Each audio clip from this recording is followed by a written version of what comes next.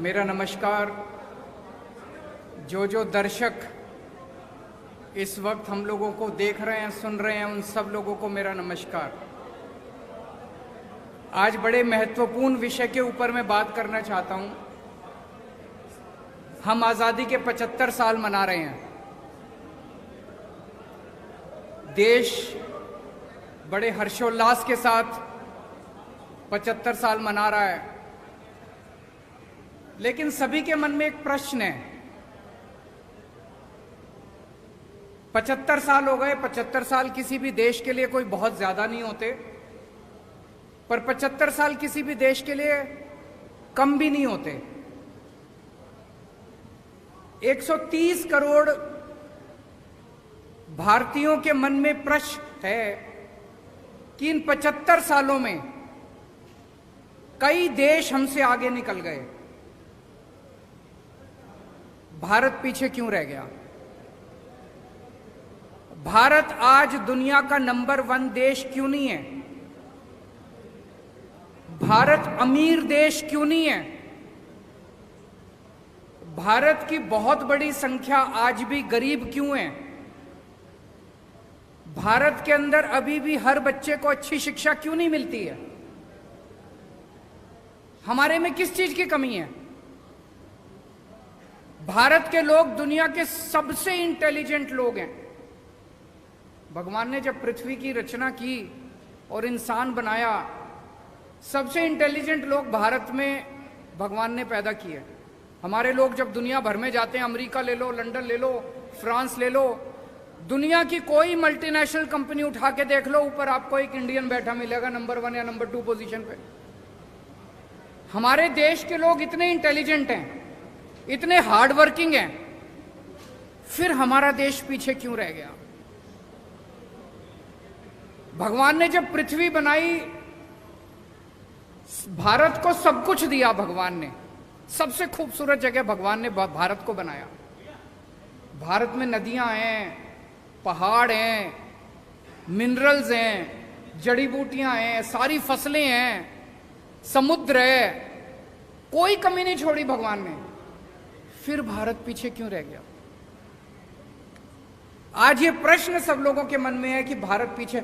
जो देश हमारे बाद आजाद हुए, सिंगापुर हमारे 15 साल बाद आजाद हुआ, आज हमसे आगे निकल गया। सेकेंड वर्ल्ड वॉर में जापान ध्वस्त हो गया था, हमसे आगे निकल गया आज। सेकेंड वर्ल्ड वॉर में हिटलर के बाद जर्मनी ध्वस्त हो गया था, आज हमसे आगे निकल गया। हम पीछे क्यों रह गए? कुछ लोग पूछते हैं, can India lead the world? Why not? हमारे पास दुनिया के बेस्ट इंजीनियर हैं, बेस्ट डॉक्टर हैं, बेस्ट किसान हैं, बेस्ट वकील हैं, बेस्ट टैलेंट है दुनिया का। फिर हम आगे क्यों नहीं बढ़ सकते?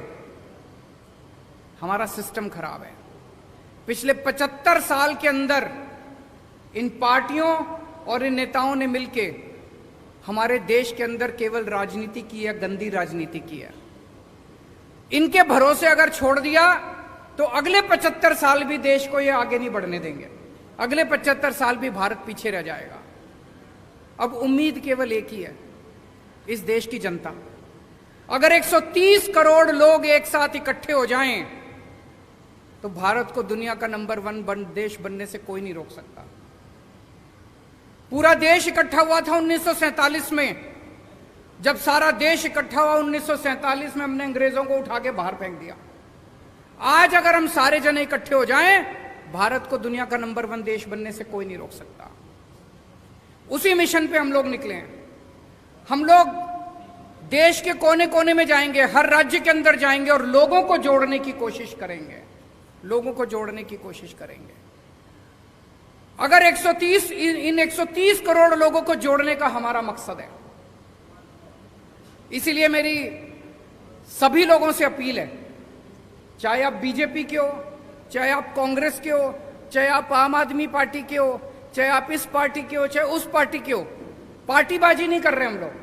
हमारा मकसद है जनता को जोड़ना। जो लोग इस देश को दुनिया का नंबर 1 देश देखना चाहते हैं, आप सब लोग इस मुहिम से जुड़िए।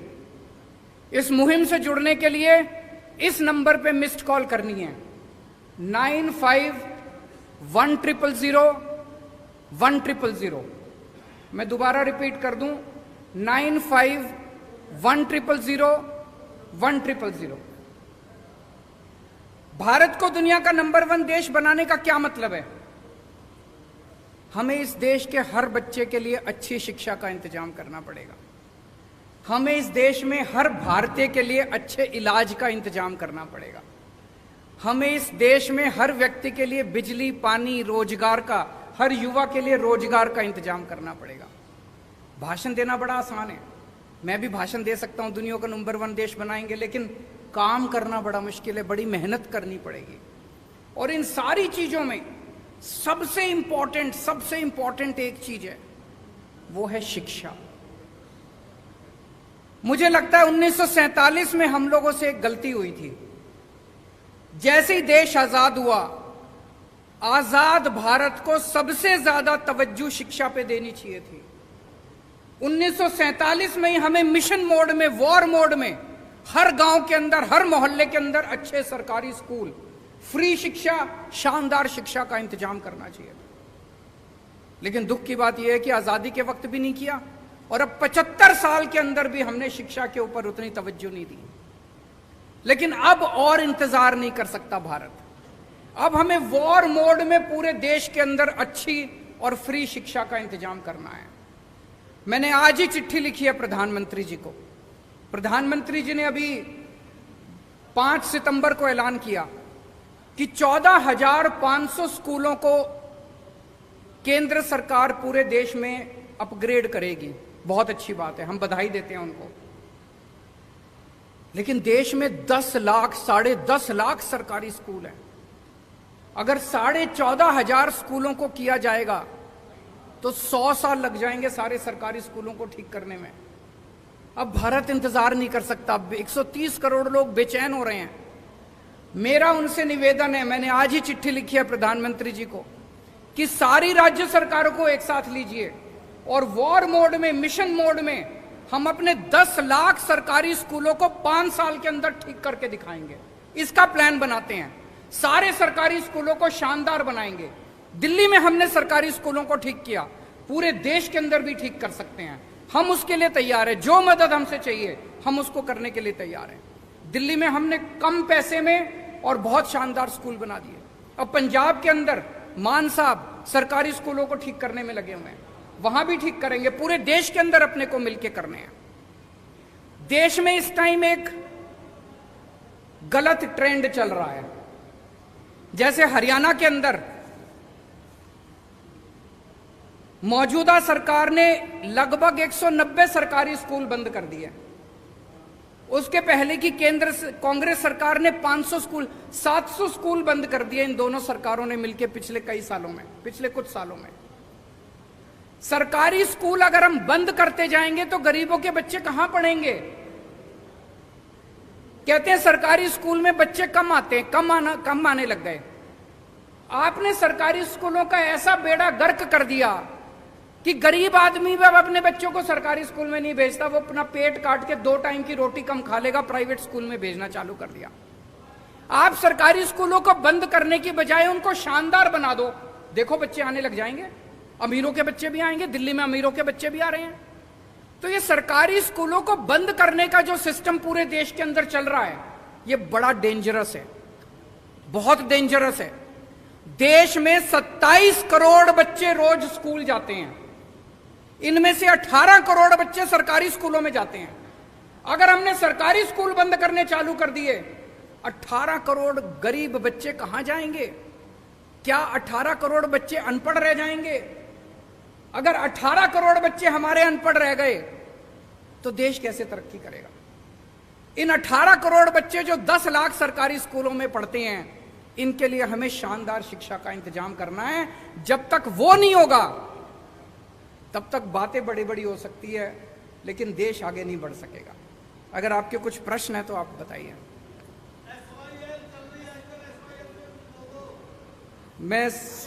मैं जानता था जी आप SYL पे जरूर पूछोगे। मैं पहले 2 मिनट मान साहब को कहूंगा कि वो अपनी बातें रखें, उसके बाद मैं जवाब दूंगा।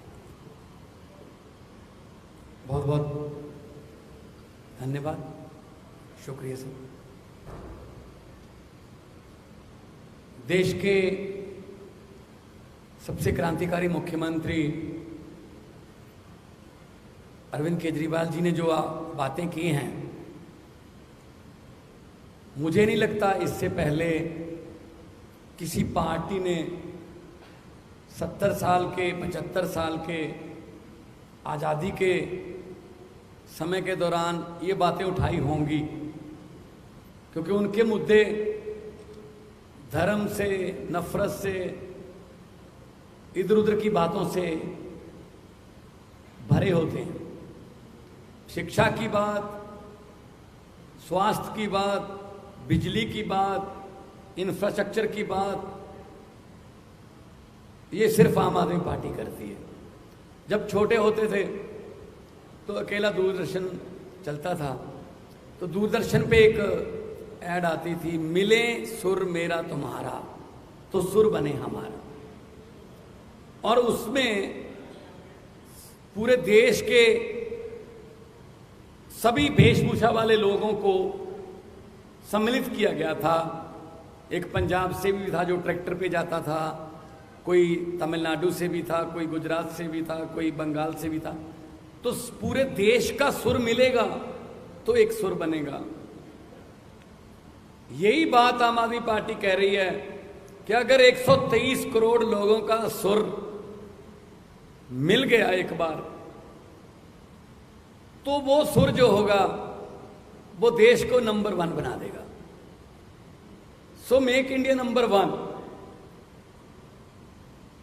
यूक्रेन 25-26 साल पहले आजाद हुआ। हमें तब पता चला जब हमें वहां से बच्चे निकालने पड़े, अपने मेडिकल के स्टूडेंट्स को उनकी जान बचाने के लिए उनको वहां से लाना पड़ा कि हमारे इतनी तादाद में बच्चे बाहर जा रहे हैं। वो कोई नालायक बच्चे नहीं थे, वो कोई ऐसे बच्चे नहीं थे जिनको यहां एडमिशन नहीं मिल सकती। वो 99.9, 99.8, 99.7 वाले बच्चे थे। क्यों जाना पड़ा? यहाँ कोटा सिस्टम है जी, ये चेयरमैन का कोटा है, ये फलां का कोटा है, यहाँ सिफारिश चलती है, यहाँ पैसे चलते हैं। तो पेरेंट्स सोचते हैं जो काम 30 लाख में यूक्रेन में होता है वो यहाँ 3 करोड़ में होता है। तो 25 साल पहले आजाद हुआ देश हमसे ज्यादा मेडिकल इंफ्रास्ट्रक्चर में हमसे ऊपर चला गया। हम क्या करते रह गए? हम तो नारे लगाते रह गए, हम एक दूसरे को कोसते रह गए, एक दूसरे की निंदा करते रह गए। तो देश तभी बढ़ेगा जब सब ऊपर होंगे, देश तभी आगे बढ़ेगा जब सबका सुर मिलेगा। ये पोलराइजेशन, ये नफरत की राजनीति देश को आगे नहीं लेके जा सकती।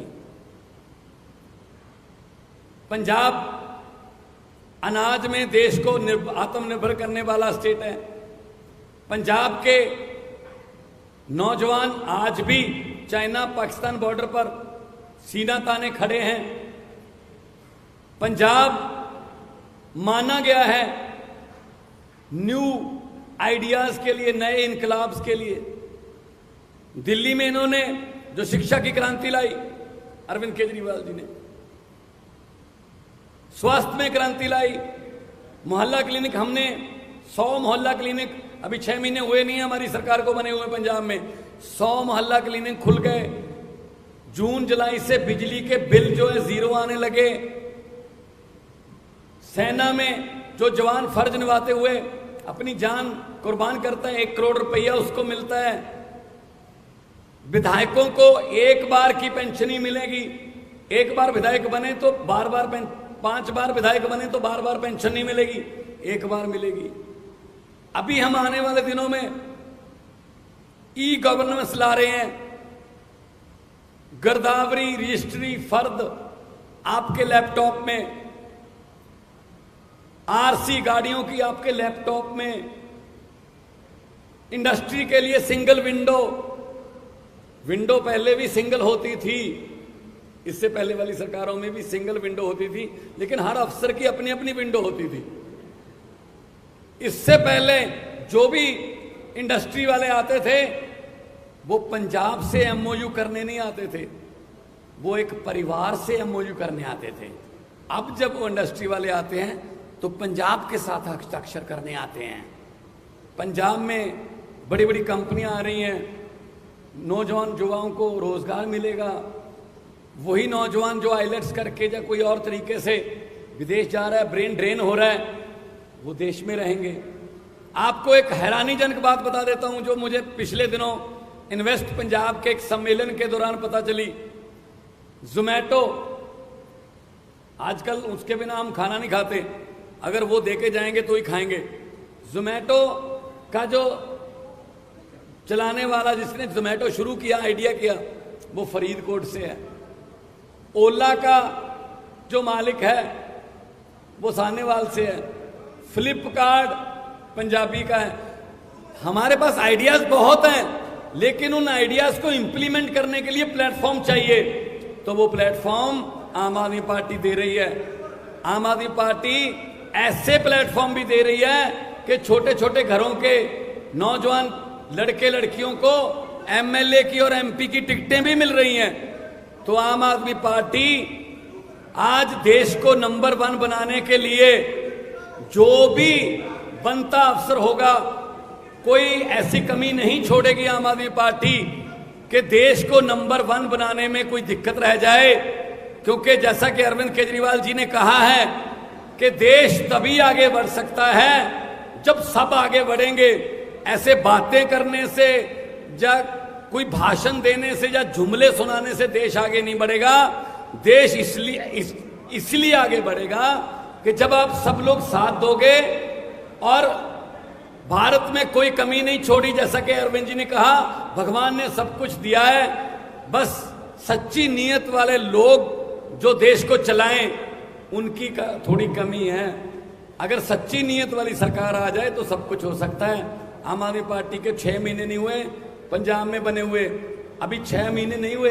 सच्ची नीयत है कि हमने 8736 अध्यापकों को पक्के कर दिया जो पिछले कई सालों से अकाली दल और कांग्रेस की सरकारों से लाठियां खा रहे थे, पगड़ियां उतर रही थी, वाटर कैनन चल रहे थे।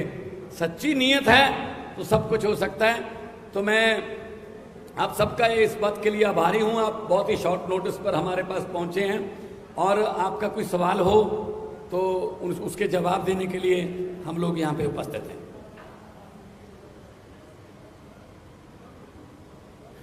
अभी हमारे मीडिया के एक साथी ने एसवाईएल के बारे में पूछा कि एसवाईएल पे हमारा क्या स्टैंड है। मैं आपसे पूछना चाहता हूं कि एसवाईएल पे पंजाब कांग्रेस का क्या स्टैंड है और हरियाणा कांग्रेस का क्या स्टैंड है। एसवाईएल पे पंजाब बीजेपी का क्या स्टैंड है और हरियाणा बीजेपी का क्या स्टैंड है। पंजाब में जाते हैं ये लोग तो कहते हैं एसवाईएल बनने नहीं देंगे, हरियाणा में आते हैं ये लोग तो कहते हैं एसवाईएल लेके रहेंगे। इसी गंदी राजनीति ने पिछले 70 साल में भारत को, इंडिया को नंबर 1 नहीं बनने दिया। केवल और केवल गंदी राजनीति करते हैं। एसवाईएल बड़ा इंपॉर्टेंट मुद्दा है, पानी बड़ा इंपॉर्टेंट मुद्दा है। दोनों राज्यों में पानी की कमी है, हमें यह बात माननी पड़ेगी। पंजाब में पानी का स्तर बहुत नीचे जा रहा है, पानी की कमी है, लोग प्यासे हैं। हरियाणा में पानी का स्तर बहुत नीचे जा रहा है, हरियाणा के अंदर पानी की कमी है, हरियाणा में लोग प्यासे हैं। पंजाब को भी पानी चाहिए, हरियाणा को भी पानी चाहिए। केंद्र सरकार की जिम्मेदारी है कि वो इंटरवीन करके हरियाणा के लिए भी पानी का इंतजाम करे और पंजाब के लिए भी पानी का इंतजाम करे। केंद्र सरकार का काम क्या है? केंद्र सरकार का काम ये नहीं है कि दोनों राज्यों को एक दूसरे से लड़ाए। अगर हम एक दूसरे से लड़ते रह गए तो भारत आगे कैसे बढ़ेगा? जैसा मैंने कहा कि हम मिशन पे निकले हैं, 130 करोड़ लोगों को जोड़ना है, हमें आपस में लड़ना नहीं है और ये संभव है। हरियाणा को भी पानी मिल सकता है, पंजाब को भी पानी मिल सकता है। केंद्र सरकार को जिम्मेदारी लेनी पड़ेगी। मैं प्रधानमंत्री जी से अपील करता हूं कि पंजाब के लिए भी पर्याप्त पानी का इंतजाम करें, हरियाणा के लिए भी पर्याप्त पानी का इंतजाम करें और अगर उनके पास समाधान नहीं है मेरे को बुला लें, मैं उनको समाधान बता दूंगा, लेकिन बैठ के इसका समाधान करना पड़ेगा। ये स्टैंड लेने से, पंजाब में जाओ तो एक स्टैंड ले लो, हरियाणा में जाओ दूसरा स्टैंड ले लो, ये स्टैंड की राजनीति ने पूरा गड़बड़ कर दिया। और कोई प्रश्न? समाधान बताएंगे जी, प्रधानमंत्री को समाधान निकालना चाहिए। अगर उनके पास समाधान नहीं है, मुझे चाय पे बुला ले, मैं समाधान दूंगा उनको। प्रेस कॉन्फ्रेंस के अंदर समाधान नहीं निकलते इन जटिल समस्याओं के। आपको मीटिंग के लिए बुलाया गया है एसवाईएल में। पहला सवाल तो ये कि आप उस मीटिंग में जाओगे। दूसरा सवाल मेरा ये है कि पंजाब के कर्मचारियों को इस महीने की अभी तक तनख्वाह नहीं मिली। करीब एक हफ्ता ऊपर जा चुका है जब उनको तनख्वाह उनकी मिल जाती है। आपका पहला सवाल है, अगर हरियाणा के मुख्यमंत्री और पंजाब के मुख्यमंत्री की कोई मीटिंग केंद्र सरकार की, जो कहते हैं कि केंद्र सरकार ने कहा है कि दोनों मीटिंग कर लें, हम मिलने को तैयार हैं, मुझे मिलने में कोई हर्ज नहीं है। लेकिन जैसा कि अरविंद जी ने कहा, केंद्र सरकार का ये फर्ज बनता है कि वो इस समस्या का समाधान करे, ना कि दोनों को मीटिंग में बिठाकर उसके बाद बाहर आकर अपने अपने वक्तव्य देने के लिए उनको छोड़ दें। तो मैं Punjab as a head of the state in Punjab, मैं जाने के लिए तैयार हूं। मुख्यमंत्री साहब हरियाणा के आए, बातचीत करेंगे, लेकिन कम से कम केंद्र सरकार जो है वो बाकी कामों के लिए राज्यों पर बहुत कुछ थोपती है। आप ये नहीं कर सकते, जीएसटी ये नहीं कर सकते, आप ये नहीं कर सकते, ये नहीं कर सकते। तो केंद्र सरकार जो है वो पंजाब का पानी पूरा कर दे पंजाब के पास, और हरियाणा का पानी भी पूरा कर दे। हरियाणा में भी जैसा कहा कि दोनों भाई हैं छोटे, हरियाणा छोटा भाई है, पंजाब बड़ा भाई है। तो हमें लड़ाने की बजाय वो समाधान निकालें।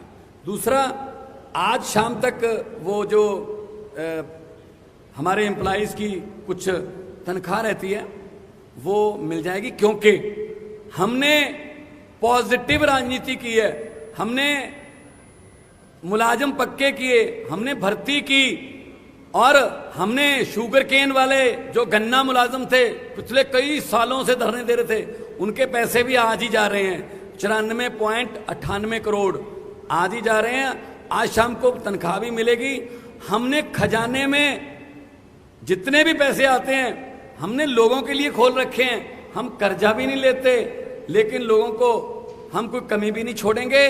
और इस बार 23% जीएसटी की कलेक्शन बढ़ी है, और जितना टैक्स आएगा हम इंफ्रास्ट्रक्चर के रूप में, हम स्कूलों के रूप में, सस्ती बिजली के रूप में, हम सड़कों के रूप में, अच्छे स्कूलों के रूप में, मोहल्ला क्लिनिक के रूप में लोगों पर ही खर्च करेंगे।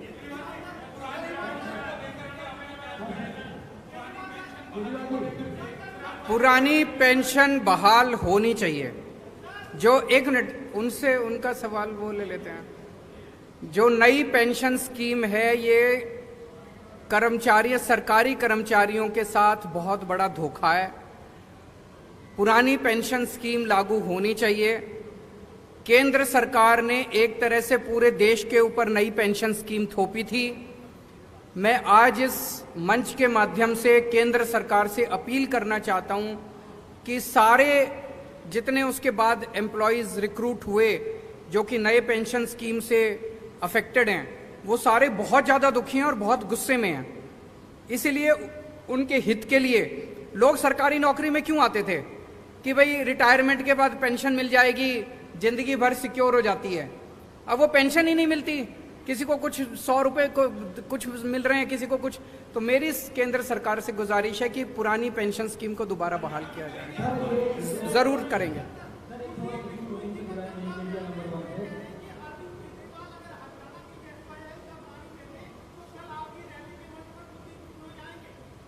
कुलदीप बिश्नोई की जरूरत ही नहीं हमको।